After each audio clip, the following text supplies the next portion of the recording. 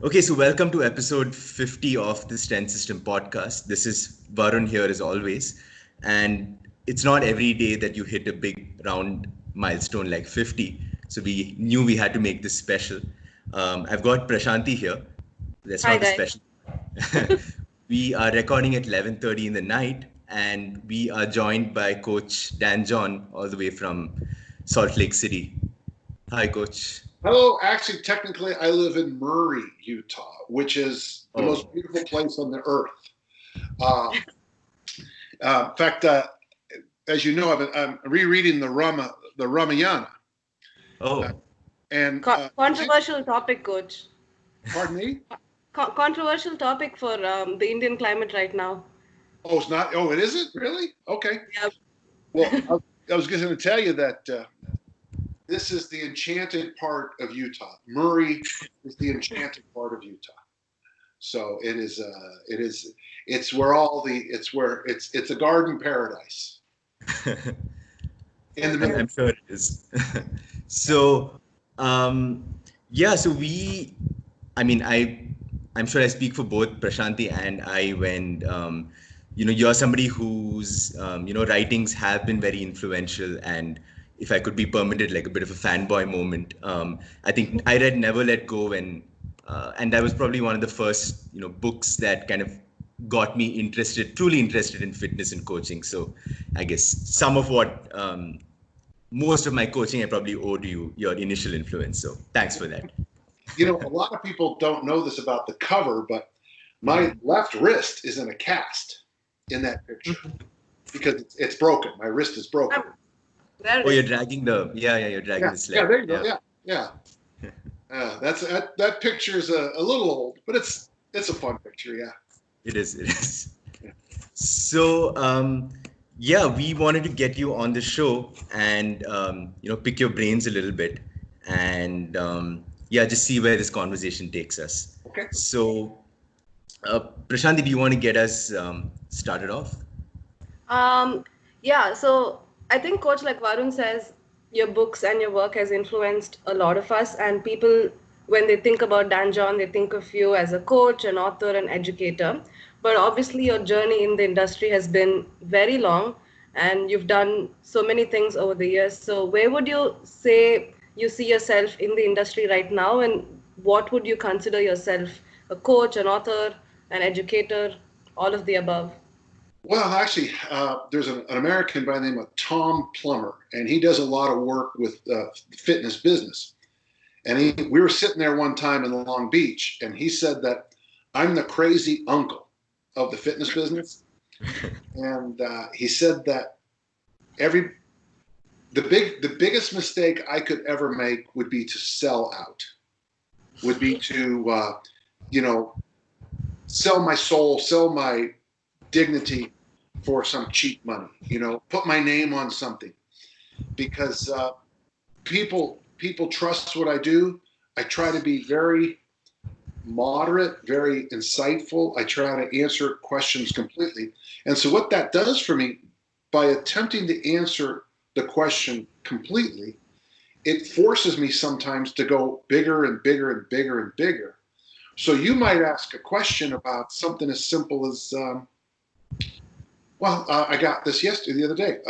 Should I Olympic lift? Mhm. Well, well, the answer, you can't just say yes or no to that. You have to really, and what's so right now, I would say my job, Prashanti, is my job right now is to give people a system to plug things in. To this is appropriate here, but this is appropriate here, and very much like raising a child, there are certain things that are it's appropriate to do with a 5-year-old. Teach them certain things, but Mhm. but you have to wait until they're 15 or 16 to teach them other things. And everybody seems to understand that when you talk about certain things. But when it comes to workout and exercise and training, people forget the idea that you first need to learn this, and then this, and then this, and then this. So right now, I would say my number one job, and I hate to be, is to be what we say in the United States, an educator, someone trying to I'm trying to help you help others. Mm-hmm. Um, and that's a great answer because I think you brought up the idea of forming systems. And I think one of the last times we spoke, when you did like an education session for my team, you spoke to us about your brilliant concept of shark habits and pirate maps. Exactly. Um, and we've been using that with our clients, even though they don't know that's what they've been doing. So, could you talk to us a little bit about where you came up with that and how you see that fitting in today's chaotic scenario? Sure. Well, all the ideas I'm going to talk about have been floating around, and there's nothing new. But if you do like what I'm going to tell you, and you really throw your arms behind it, it can really make a difference. So, the term shark habit comes from Rob Wolf. Now, Rob Wolf is an American nutritionist, specializes in paleo. Okay, and the idea is a shark, boom, one bite, and it's gone. So for me, when you guys asked me what I speak, didn't I respond yes? Yeah. And really, the only problem we had was getting the time, right? So I either say yes or I say no. There's no middle. There's no maybe. I wear the same shirt every single day. I The always famous black polo. the same exact black polo, and I've got because I have 16 of them because that's Wow. what we had in North America in my size. So I bought all 16 of them, and basically, I can tell you can say, Dan, what's your workout going to be in 3 weeks? And I pretty much can tell you what I'm going to do because I do the same basic things certain days. Shark habits is when you say yes, no. If you invite me to your wedding, I'll say yes or no right away. I'll send that RSVP back to you. I'll go online. I'll buy your present. Whether I go or not, I'm going to buy you a present because I like you. Varun, we don't know yet. We have to see. But I feel special. yes, but when something in life, if something's binary, yes or no, then I go yes or no.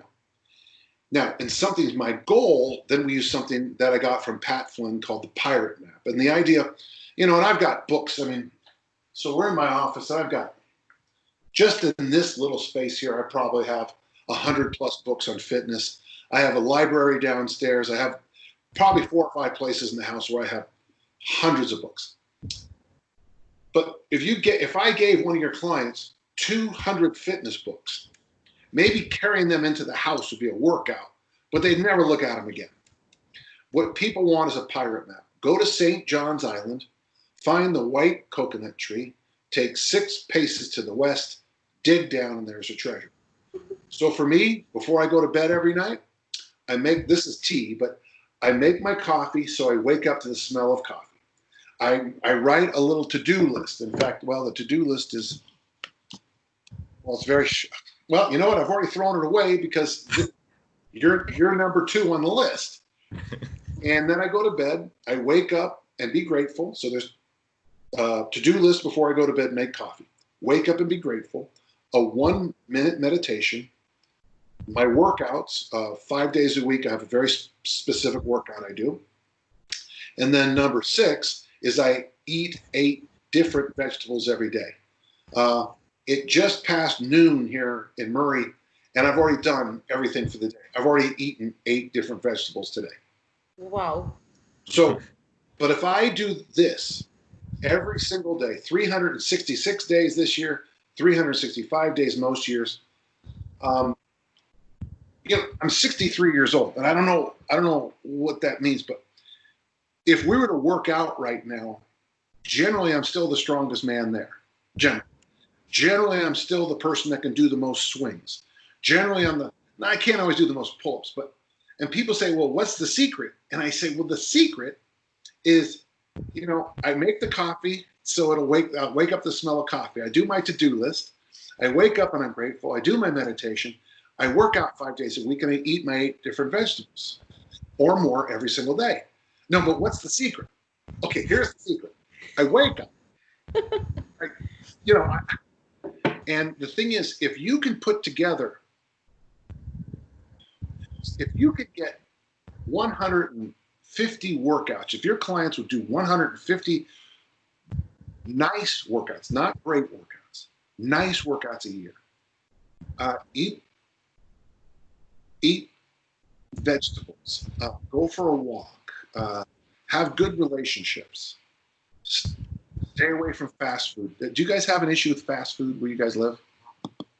Um, I mean, Maybe not there's a as bad, but yeah. it's there.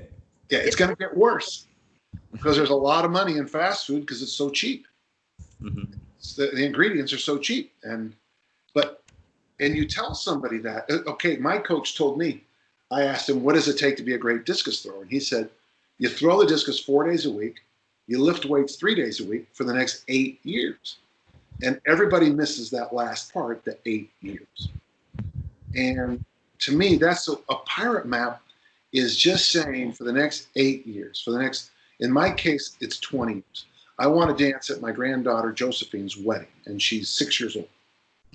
I want to dance at her wedding. That's my goal. Now, when I tell people, people in my family, we die young. We either die in war or we just die young. Like last year, my brother Philip died. He was just a little bit older than me, and he died tragically. And what's interesting is I was giving a workshop the day he died, and I said, people in my family die young. And that night I got a phone call that my brother had died. And so the next day I'd do part 2. And it was actually kind of brilliant because, I mean, it's a terrible tragedy. My brother was a wonderful man. But the idea that I'm not going to be able to do something, here, take this, and that'll give you longevity. No, it's good sleep. It's good nutrition. It's exercise. It's just keep going and going and going. So shark habits, anything that's binary in your life, yes, no. Try to just let your yes be in the Bible. There's Revelation 3:15. Let your yes be yes and your no be no. And I tell people that all the time. Just get things that are binary out of your head, and then focus your. And the funny thing is, it takes me absolutely no energy to work out 5 days a week. None. The reason is people come to my house to work out at 9:30. So my dog starts barking, and that says, "Oh, people are here. I got to go work out." And try to set your life up so that anything that's in your goal, it's just so simple and it's so daily that it just becomes. I don't want to say what I just said. Now we have a phrase in discus throwing. It's simple, but it's not easy. Mm-hmm. So everything I just said is very simple. But the weird thing is, for me, it's easy because it's just, you just keep doing it. You just keep, and we talk about building walls, it's one brick, another brick, another brick. And if you just keep adding bricks, pretty soon you have a big wall. Pretty soon you have a tall building, and you just keep building the bricks. And the hard thing here, I don't know what it's like. Where are you both right now? What part of it? We are in Chennai, southern India, in Tamil Nadu. Yeah. Okay, so I work actually here in Salt Lake. We have a number of people who are from there. And the one guy wrote "Never Let Go" on my board. Is it Tamil or Tamil? Yeah, that's what we speak. Yeah. So he wrote in Tamil on my board, and I did a video in my gym, and almost within a minute, I got someone that says, "Do you speak Tamil?" No, just one of the guys who trains with me does, but I thought. Well, I can teach you some when you go to my wedding. Oh, yeah, absolutely. I'll be the officiant. I'll be the minister. Done. Okay, thank you. You But can come in black polo t-shirt. yeah, so those are shark habits and pirate maps. And the important thing to kind of remember is that what you're trying to free your brain up for is what life is all about. If you were to ask me, boy, Dan, do you want to have a podcast? And I spent, gosh, I don't know, maybe jeepers, I don't know. Well, all that thing is just spinning in there where I just say, yes, pick a time. Yes, I'll be there. And so and then what happens after you do this for a few weeks is that you just get used to going to bed early. You get used to having a to-do list. You get used to eating lots of vegetables at every meal.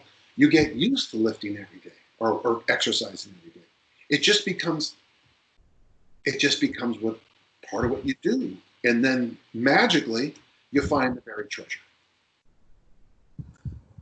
Yep. So just picking up that point of making these habits unconscious. So I mean, obviously, in these trying times, I mean, it's most overused phrase over the last few months, but I mean, the pandemic has forced people to kind of reassess priorities a little bit. So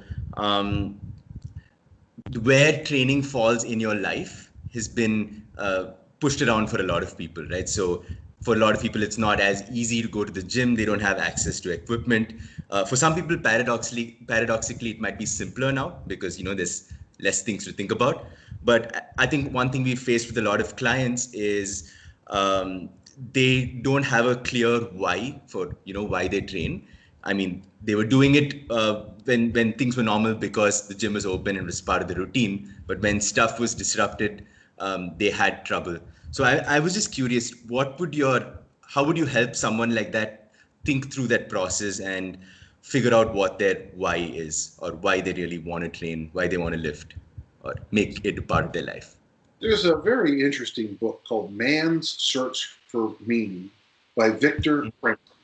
Now, I don't know how popular it would be where you guys are, but it was influential when I was young. And he quotes Nietzsche, Friedrich Nietzsche, a person can deal with any how if they know their why. And then Frankl teaches us there's 3 ways to find out your why. The first is love. And if you see a mother holding her baby, you don't have to ask, do you love the baby? It's, you know it. And if you see the mother struggling in any way for that baby, you get it. The second is work. But he tells us that the easiest is suffering. Suffering is the easiest way to find your passion. And I tell that to people all the time. They look at me like I'm a nut job. But then I tell them we have an American, his name is Tony Robbins. He's a motivational speaker. And I wouldn't be surprised if he's had some impact. He's very tall, dark haired, huge hands. And he talks about an interesting thing. He talks about pain and pleasure. And the mistake most people make when they're trying to find their why is they focus on the pleasure they're going to get from their goal. And now I have a new book coming out. I have 5 chapters on what I'm saying right now. What I found in my life is that the pleasure of getting a goal doesn't motivate me. It's the pain of not. And so my job as a coach sometimes is to find out what switch I need to turn. And almost universally, it's pain. And so for me, how you find your why is you sit back and go, well, listen, if you have somebody, do you guys do pounds or kilos? Kilos? Sorry? Do you guys use kilos or pounds? Kilos. Okay. So you start working with a client who's this tall and weighs 165 kilos. Wow. They have discovered a lot of pleasure in their life because they have been deciding every single day for a long time to do these certain behaviors. And there's going to be a lot of pain in turning directions. I don't know if you've been around somebody who's obviously should get out of a relationship, and they'll call you up and say, I hate Varun. I hate him. He's so mean to me. And it's just, oh, okay. And I'll be like, oh, I know. Oh, I know. He's terrible. But obviously the person stays around because they still get more pleasure for being in the relationship than the scariness of going outside, the pain of going outside. So I hate to say it. I try to get people to find their why by really poking around in painful things. Like for me, when I look back to my adolescence and some stuff was going on, I mean, what drove me to train by myself in the discus for hours every day was the pain of failure, the pain of not getting a scholarship, the pain of not being a champion, the pain. What always drove me was I never want to lose again. Now, obviously, I did many times. I'm one of those horrible people that get very little out of victory. If I win, we'll shake hands, and I'll be like, "Yeah, that was great." If I lose, like my wife, yeah, thought I could hear. One time I lost a very big Highland Games, probably the biggest Highland Games in the world, by 1 point because I got screwed in the caber toss. It's the only judged event, and I got screwed. We get back to the hotel that night, and she said I was just tunneled.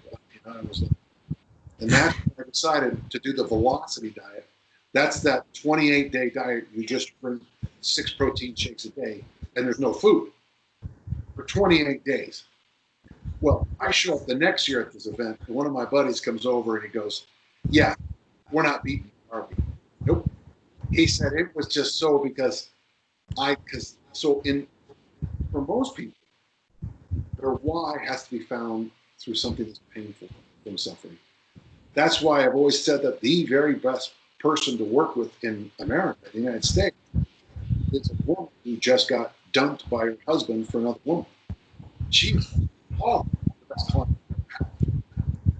All you got to do is just say, "Oh, so how's the new girlfriend look? She pretty hot?"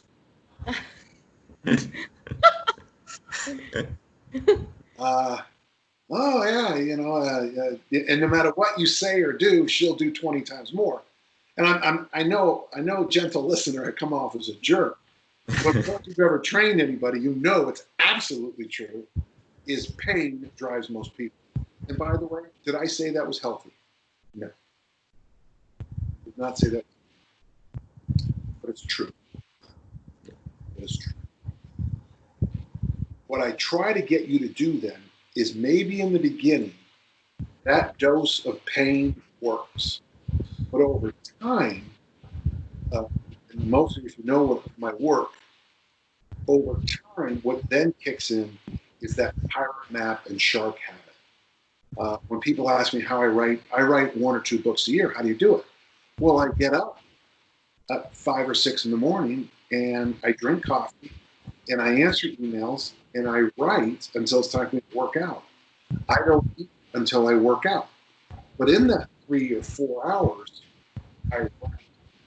And that's how you do that 365, 366 days a year. Even if a lot of that writing is not very good, you're still enough to write a book. So I hope you hear both sides of this. In the beginning, you got to push that level of pain, and then as a helper, as a mentor, as a coach, as a trainer, you got to realize that we got to transition over into something a little bit more emotionally healthy. We have a thing in America called Mothers Against Drunk Driving. Mm-hmm. It's called MAD. And the woman who started, when she stopped, she said an interesting thing. I just can't be angry anymore. Well, she was using the anger of her child's death to motivate her, and that's great.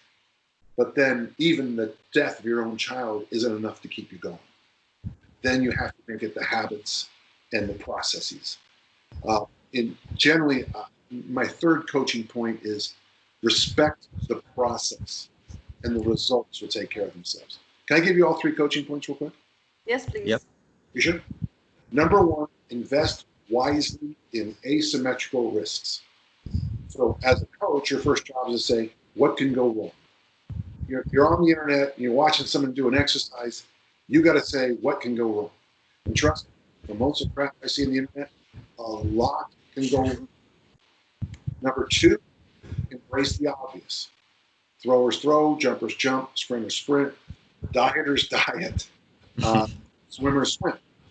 And then number 3, if you respect the process, the results take care of themselves. Now, Prashanti, you might say you want to be the greatest woman discus thrower in the world. Now, I'm going to help you out, but there's a lot taller and longer and bigger women than you with mustaches and beards who have to compete against, okay? But if we respect the process, we can get you pretty good. The result, we can only impact so much. Now, if I'm working with someone who wants to be in the best shape of their life, and in 2 years they exercise 5 days a week, they get 9 hours sleep every night, they take care of their nutrition, what they're going to look like in 2 years without surgery is pretty good. Now, they might still not be Hollywood, or is it Bollywood? Is that they still might not be a movie star. Yeah. They're going to look as good as they can. You got that? Yep. Like with this face, this face is bad. It's ugly as it's going to be. So, yeah. Was that a good answer? Yeah, that was a great answer. I have a follow-up question. You said they might look a certain way in 2 years, and I think the key words there is 2 years. How do you deal with, especially here? I think now that fitness is starting to catch up and it's becoming very mainstream, especially lifting is starting to become mainstream. People want the quick results. They get very demotivated, I'm sure, like everywhere else in the world. So what would you tell somebody like that? How would you explain to them that, you said you've been doing the same stuff, the basics over and over again. So how would you coach somebody through distractions and temptations and a lack of patience? That's by far the hardest thing. You just hit the toughest question. You really did. And the problem with the industry that we're in is that most people come in and sell a product and make the quick buck. Remember what Tom Plummer said about me? I can't sell out. But the way you make a lot of money in this business is sell out. People want a pill. People want a magic drink. People want 2 weeks. I always stop and I just ask this, Prashanti. Where in your life have you ever had just everything come to you overnight or in 2 weeks? Is that there's a thing with mathematics. I mean, how long does it take to be good at mathematics? I mean, you don't just show up one day. Hey, I want to take that 2-hour geometry class and teach me everything there is to know about geometry in 2 hours. Well, somebody was talking about Newton and this thing called calculus. Would you just explain to me real quick, how to do calculus? You'd be like, no. I travel. Sometimes people say, like, I'll go to Sweden, then I'll go to Denmark, and then I'll go to, I don't know, Western Ireland. So, Dad, do you speak Swedish? Well, I'm here for 24 hours, and so, yeah, I picked up a whole bunch of it. I try to learn how to say shark in every language. Oh, how do you say shark in your language? Shark? Oh my God. I don't know. Really? Oh my God, I don't know. No. Like sura, maybe? Like, because Yeah. you also eat some varieties of the shark, I guess. I'm so embarrassed. But yeah, I would imagine sura. Sura? Yeah, some. What's it? Sura. You're not gonna find that in the Ramayana. Good. So these are Sura hobbits. Sura hobbits. These are one bite and they're gone. Well, do you have another animal that bites in? Is there any kind of thing? Like a snake. Like a snake is pambu. Okay. One bite and it's gone. Yeah. So, I can't go to 5 or 6 countries in a 3-week period and learn all their languages. I just can't. And it's funny because sometimes someone who was born and raised speaking Swedish is like, oh, it's simple. Well, yeah, it's simple because you've been doing it for 55 years. So I think one of the hardest things to get across when you're working with people is this idea that it takes time to be masterful. Mastery takes some.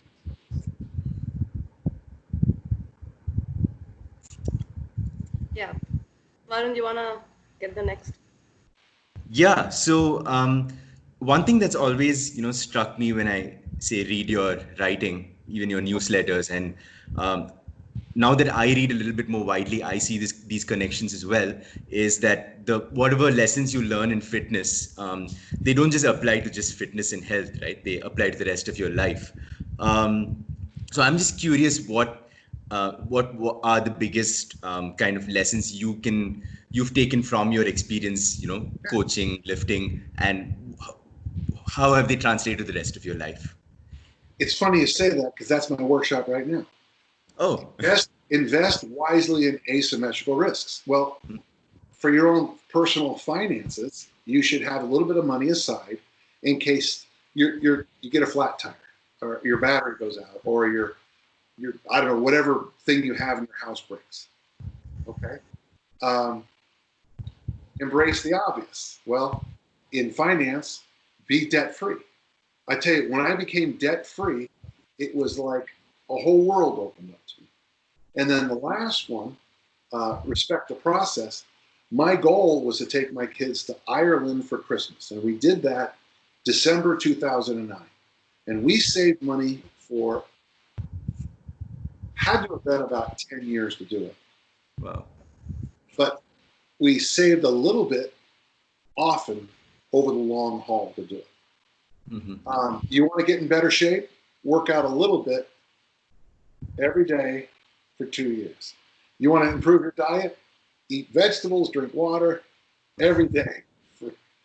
And so you want to, if you're in a relationship, you want a good relationship? Say I love you every day for a long time. You want to have good kids? Be present every day for a long time. You want to be a great reader? Read 15 minutes every day for 6 years. So yeah, it's what's interesting about this lecture I've been doing this year, and by the way, folks, if you go to YouTube, and I think it's under my name, Dan John, that's the workshop called Bounce. And it's funny, I did the workshop Bounce before COVID showed up. And it's funny because resilience is what COVID is teaching everybody. And I wrote the workshop before it showed up. And why it's interesting is people said, well, how was I so prepared for the COVID? I've been basically locked down since March 14th or 13th. Okay. Well, how did you prepare for it? First off, what's the worst that could happen? Well, I could be locked in my house. 2, obviously, well, make sure you have a freezer. Make sure you. And then when something bad does happen, you're okay. Okay, so that's, it's funny you say that out loud, and you say it out loud, and it's so simple, but it's elegant and true. No matter what, if you want to do a business, I talk to people all the time. They say, because they want to do the model that I have for my business, which is online. I make a lot of money online, and I tell them, I've been doing this for 22 years.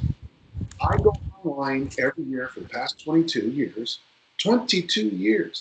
answer questions in forums, answer emails, write articles for free, put up PDFs for free, make videos.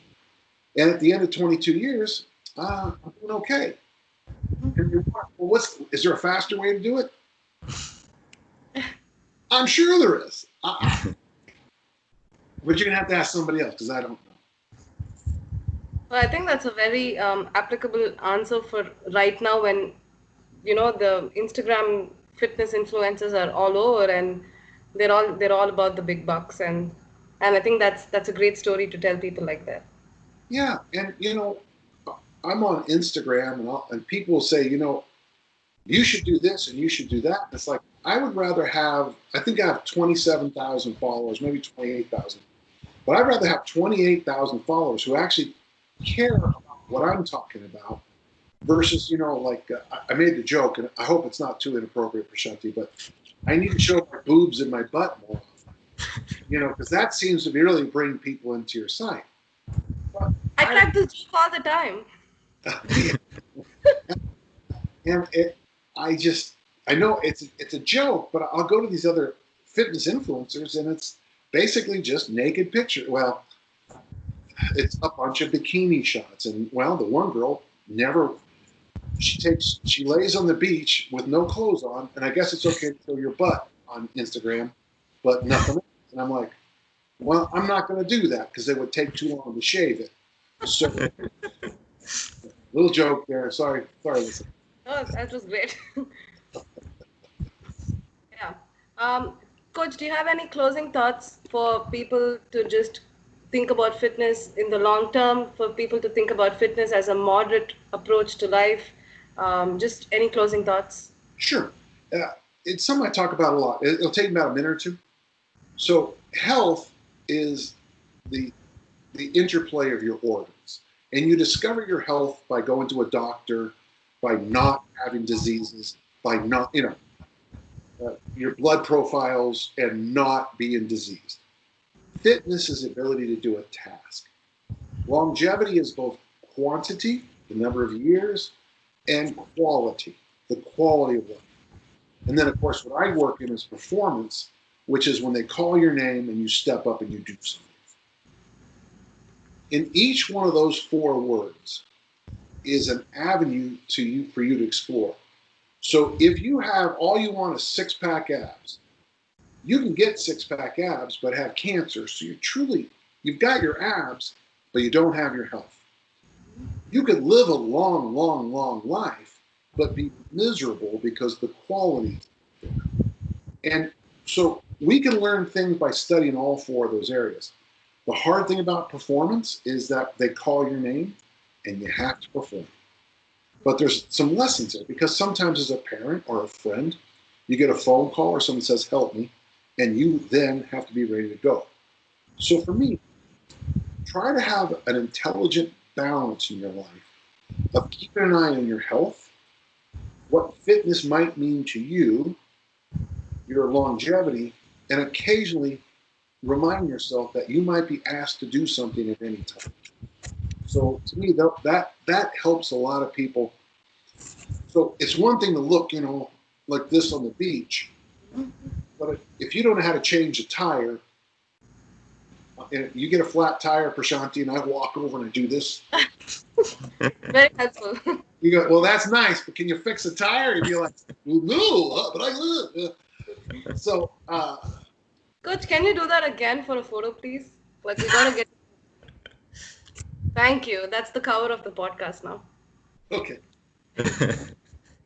So sometimes it's nice to look nice, but you got to know how to change a tire, or help somebody move a couch or a sofa or whatever. Yeah. And I think sometimes people forget that. When I first started online, guys would tell me that they would want to look good naked. And I'd say, well, why do you want to look good naked? For the ladies. And I said, well, if you brushed your teeth, learn to talk to young ladies like human people, and learn how to dance, you'd be miles ahead of trying to with your clothes off. Because by then, okay, we won't comment on that.